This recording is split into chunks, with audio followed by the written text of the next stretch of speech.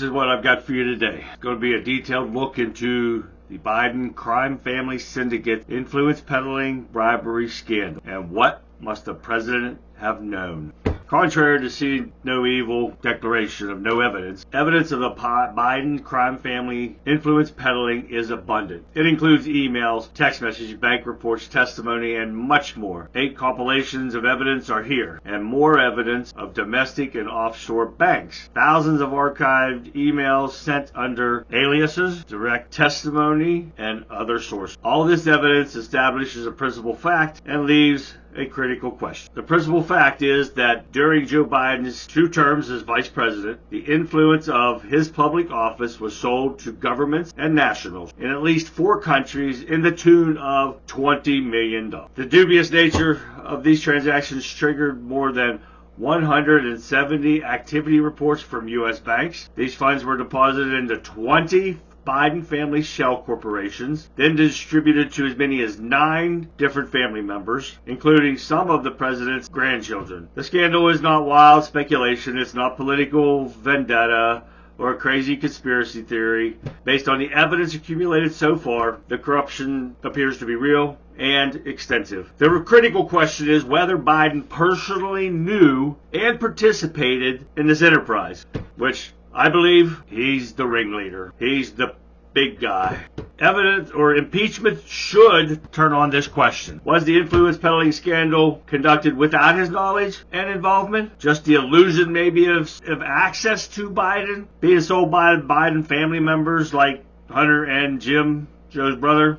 The latter warrants impeachment, and the former does not. So where does that leave things? As an impeachment scholar, let's see, Jonathan Turley sees it. The existing evidence justifies further inquiry, but falls short of justifying impeachment. In addition, evidence established a nexus to president impeachment would be warranted. But according to Steve Bannon, a Republican strategist and former senior counsel to Donald Trump, disagrees with that. Current evidence is more than sufficient, and House should move directly to impeachment. I've been saying that all along. They've got enough just with the southern border, let alone all this, to impeach this demented fool. Although there are good reasons, as Turley suggested, to dig further for more evidence of whether President Biden participated in influence peddling, the strength of the existing evidence has been understated and is more damning than generally thought. Now, for you idiot liberals out there, I'm going to give you facts, and all you got to do is educate yourself and do your own research. I do mine, you do yours. The evidence is understated in 3 ways. First, it already offers considerable evidence of Biden's participation. Second, it sheds light on how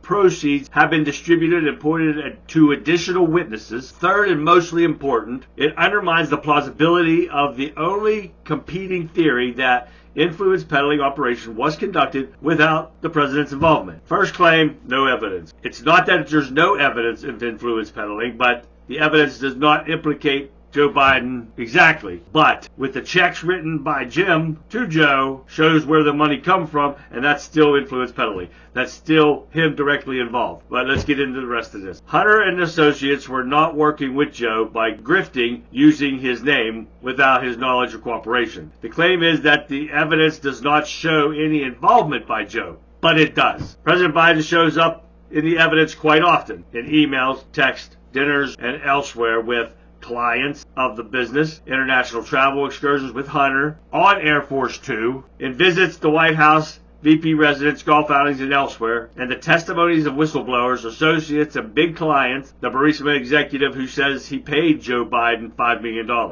In their What's Up group chat, Hunter and his associates freely talked about Joe Biden as my chairman, behind-the-scenes involvement. Payments were sent. Threats to clients were made from Biden's Delaware home. The most recently unearthed evidence appears to be a direct payment to the president, receiving only a quick laundering spin from his brother Jim. The president doesn't give a perfunctory walkthrough performance, a cameo appearance. He's not in every scene, but he's the star of the show. The most damning evidence of then Vice President involvement in influence peddling is his bragging about the success of getting the prosecutor of Ukraine fired. It's on tape. I've showed it many times. His words out of his own mouth. If you don't fire the prosecutor, you're not getting $1 billion. Period. Well, son of a bitch. The prosecutor is fired. His own words. Want to go back and look? Look it up. It's right on film. You can't deny it. Presumably, he had no inkling at the time it would later become known as Burisma desperately wanted the prosecutor fired and paid the Biden handsomely to that end. Now, on Exhibit A, these are going to be some. I'm going to give you 3 exhibits that they would put in court to show the evidence involved here. Exhibit A, Hunter's laptop from hell included an email with distribution of the take from a deal with energy company in China. One cut was listed as 10 held by H for the big guy. Translated, there was 10 was the percentage, H was Hunter, and the big guy is Joe. Understandably, attention was centered on Joe Biden showing up as a directed beneficiary. Nearly as interesting, though, was that he was down for only 10%. He was the big guy, but only got a measly 10%. Waiters get bigger tips than that. Exhibit B partially answers the question and raises others. Again, the evidence is that the laptop and texting his daughter, Hunter wrote, "Don't worry, unlike Pop, or I will make you give half your salary." Some of the family members laundering money was apparently done in-house. Beyond that, though, is the question of how Biden's daughter responded. Was she shocked? Did she know exactly what was going on? And if so, what and how did she know? Now, Exhibit C continues with the family. The Oversight Committee has evidence 9 family members received money from foreign entities.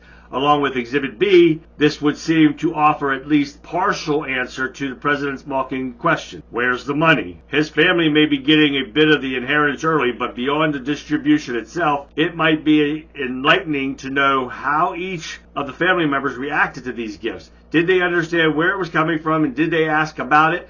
And what were they told and by whom? Now, there's some of the evidence that's out there. Now, the third thing is shows plausibility, deniability. Lacks plausibility. It's just so hard to believe that he's that stupid and doesn't know anything about what's been going on between Hunter and his business associates, and he didn't have anything to do with it over all of these years. So how does he explain all the money that pays for those houses and beach houses and all this and cars and stuff? Where does that money come from? So you let me know what you guys think. I know this was a little lengthy video, but it was kind of important to break down all the evidence, and it's not even all of it, that they've got against Joe Biden and the Biden family crime syndicate family. This is stuff that needs to be looked into deeper, but they've got to get him out of office. Another year of this is going to be devastating on this country. So let me know what you guys think. Leave some questions and comments below. You know I'm going to be watching this story because it's every day something new pops up with the criminality of the Biden crime syndicate family. Something needs done about this. This needs to stop. It's been going over 40 years now, and it needs to end now. So again, let me know what you guys think. As soon as I get some more information on this, you know I'll get it out to you. Follow me on Rumble at Chasu, CHASU. Share my videos with your family and friends. Get them to follow me on there. I'll keep getting you really important information and getting it out to you. So in the meantime, this has been The Talking Point with the Country Conservative. I'm Charlie, and I'll see you next time.